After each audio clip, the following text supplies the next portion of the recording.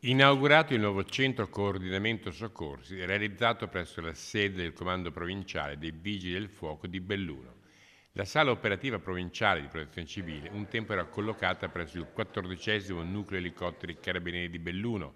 poi sono stati reperiti i finanziamenti necessari per la realizzazione della nuova sede del CCS. Queste sono strutture fondamentali per, in questo caso per le Olimpiadi, per ospitare la sala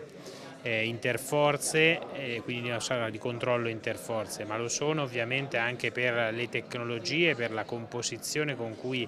è stata realizzata questa sala, che diventerà il giorno dopo le Olimpiadi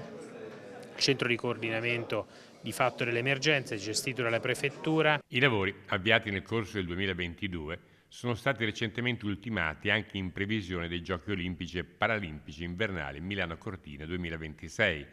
tanto che si è convenuto in sede di Comitato Provinciale di Ordine e Sicurezza Pubblica di utilizzare il CCS quale struttura da adibire anche a sala operativa interforze,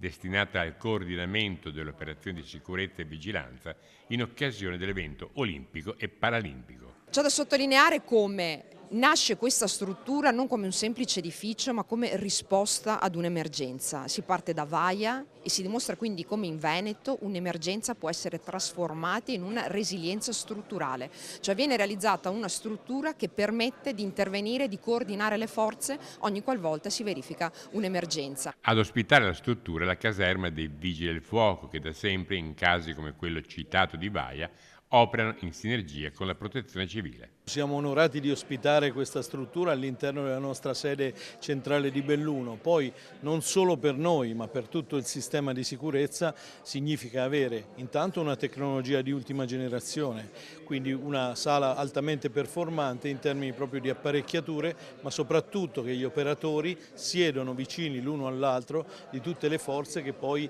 fanno soccorso e quindi questo aumenta l'efficacia del soccorso. Al termine, la benedizione del Parco Mezzi, schierato di fronte alle tantissime autorità civili e militari intervenute per un momento da considerarsi quasi storico.